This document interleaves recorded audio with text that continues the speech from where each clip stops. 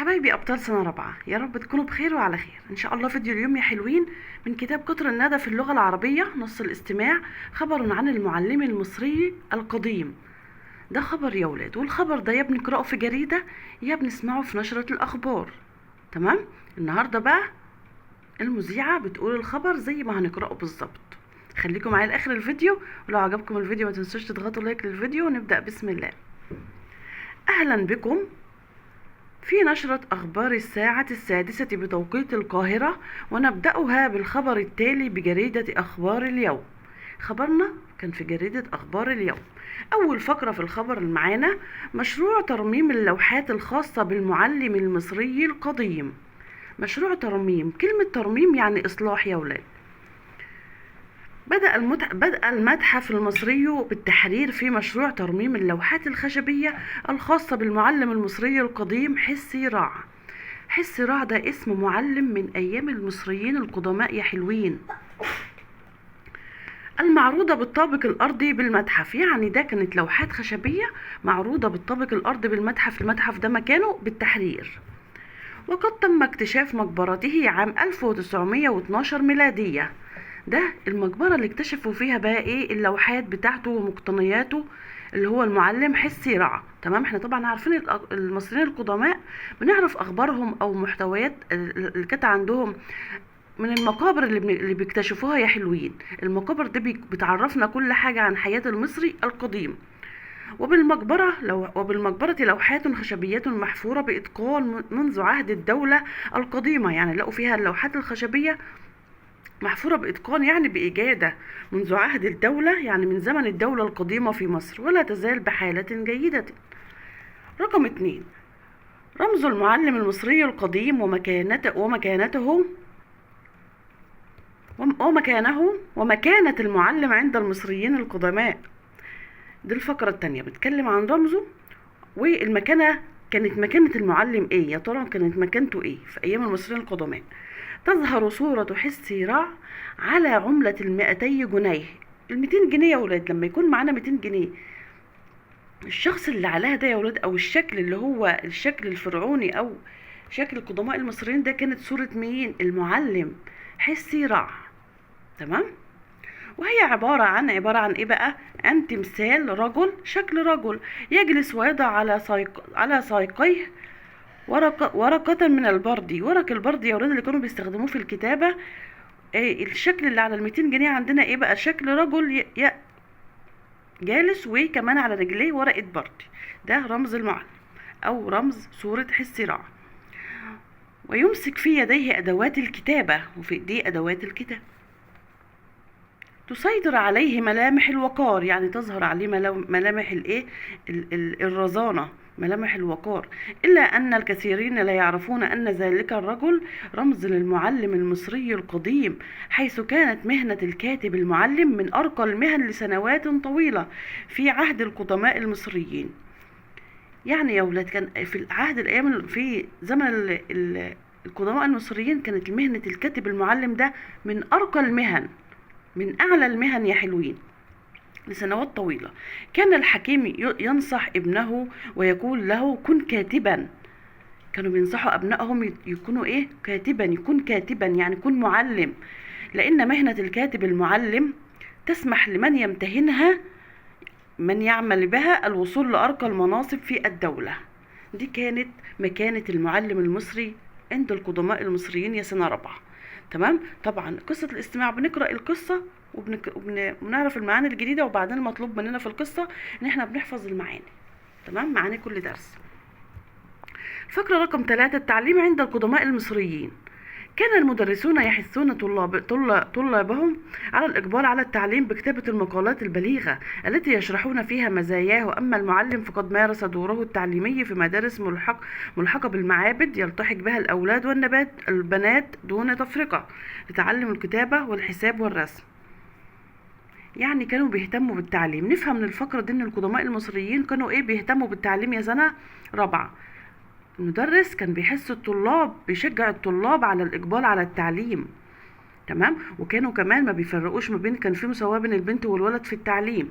تمام. وفي مرحلة متقدمة يلتحق بجامعات كبرى تسمى برعنخ أو بيت الحياة. دي كانت أسماء الجامعات في أيام المصريين القدماء يا سنة رابعة.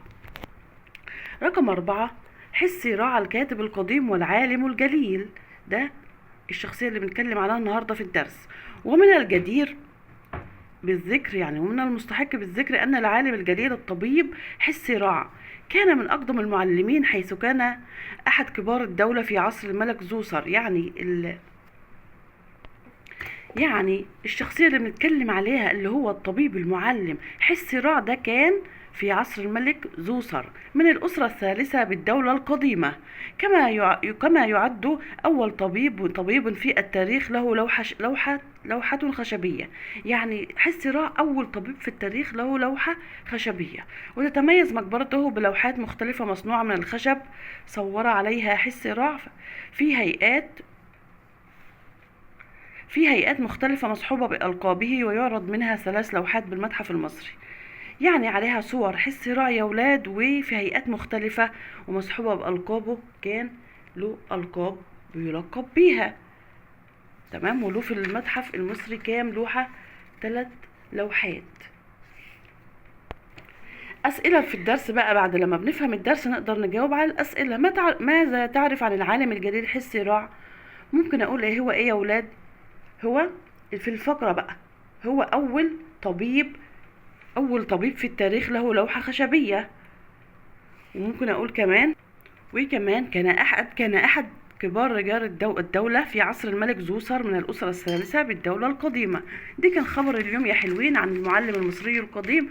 وعرفنا إن القدماء المصريون كانوا بيهتموا بالتعليم دون تفرقة، وكان في مساواة بين البنات والأولاد في التعليم، تمام. نحل بقى الأنشطة. أنشطة نص الاستماع. صل بالمناسب لوحات حسي راعى تم حفرها إيه بقى؟ منذ عهد الدولة القديمة في مصر. تعرض لوحات حسي راعى بالطابق الأرضي في المتحف المصري. اهتم المصريون القدماء بالتعليم وقدروا الكاتب المعلم. اختر الإجابة الصحيحة مما بين القوسين. يرمز تمثال حسي راعى إلى إيه؟ إلى المهندس ولا المحاسب ولا المعلم؟ لا طبعا إلى المعلم. تظهر صورة حسي راعى على عملة 200 جنيه. كان حسي راعى من كبار الدولة في عهد الملك إيه بقى؟ خوفو ولا زوسر ولا خفرع زوسر. تم اكتشاف مقبرة حسي راعى عام 1912، وده قرأناه في أول فقرة. حرص المصريون القدماء على تعليم الأولاد ولا البنات ولا الجميع ما سبق؟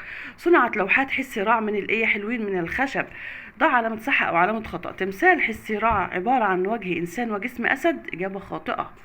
الجميع يعرفون أن الصورة الموجودة على 200 جنيه صورة الكاتب القديم. إجابة خاطئة.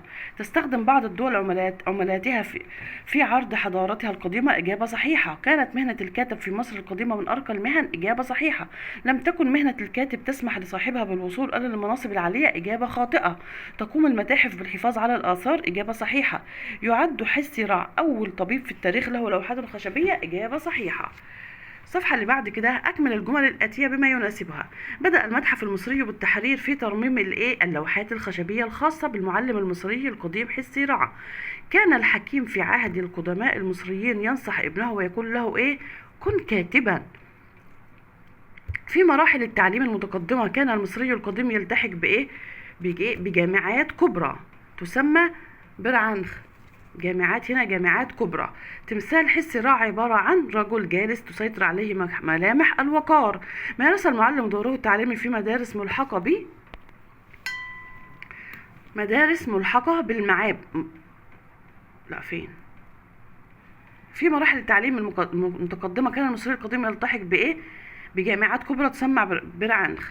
هنا مارس المعلم دوره التعليمي في مدارس ملحقة بالمعابد. عدد اللوحات الخشبية المعروضة لحسي راعى في المتحف المصري 3 لوحات. 3 يا حلوين. ضع علامة صح أمام ما يعبر عن الاهتمام بالتعليم عند القدماء المصريين. كانت مهنة الكاتب المعلم من أرقى المهن. إجابة صحيحة. وضع صورة حسي راعى على عملة 200 جنيه. إجابة صحيحة. المساواة بين البنات والأولاد في التعليم. إجابة صحيحة. مهنة الكاتب المعلم تسمح لمن يمتهنها بالوصول لأرقى المناصب. إجابة صحيحة. كان الحكيم ينصح ابنه يقول له كن كاتبا. إجابة صحيحة. ترميم لوحات حسي راعى وعرضها بالمتحف المصري بالتحرير. إجابة صحيحة. اكتب بطاقة تعريفية على صاحب الصورة. الاسم ده اسمه إيه بقى اللي على ورقة ال200 جنيه يا ولاد عندنا اسمه ايه؟ حسي راع. المهنة التي عمل بها معلم، أول طبيب معلم، كان في عصر الملك زوسر، كان من الأسرة الثالثة. يعد أول طبيب معلم له لوحة خشبية، تم اكتشاف مقبرته عام 1912. هتكملوا البطاقة زي ما قلناها كده يا حلوين وزي ما فهمتوا من الدرس. نصوص الاستماع المحررة من المحتوى، استمع إلى الفقرة 143 ثم أجب. الفقرة 143 صفحة 143 في نفس الكتاب فيها فقرة هتقرأوها يا حلوين، عشان وقت الفيديو أنا هحل على طول ولازم تقرأوا الفقرة. ده علامة صح أو خطأ. اهتم المصري القديم بالتعليم وجعله مقياس الحضارة والتقدم. إجابة صحيحة. من أدوات الكتابة عند المصريين القدماء أوراق البرد وأقلام البوص. إجابة صحيحة. كل ده هنلاقوه في الفقرة. أكمل ما يلي من الأمور التي تدل على عدم اهتمام المصري القديم بالتعليم بإنشاء التي تدل على اهتمام المصري القديم بالتعليم إنشاء المدارس والمكتبات العامة. استمع إلى الفقرة صاد 143 ثم أجب. ضع علامة صح أو خطأ. المرحلة الثانية من مراحل التعليم في مصر القديمة تمثل مرحلة التعليم العام. إجابة خاطئة. التعليم في مصر القديمة كان يتم على 3 مراحل. إجابة صحيحة. تخير الصواب مما بين القوسين. في المرحلة الثالثة من مراحل التعليم في مصر القديمة كانت تدرس العديد من العلوم المتقدمة. استمع الصفحة اللي بعدها 144 الفقرة اللي فيها بقى هنحل أسئلتها. ضع علامة صح أو خطأ.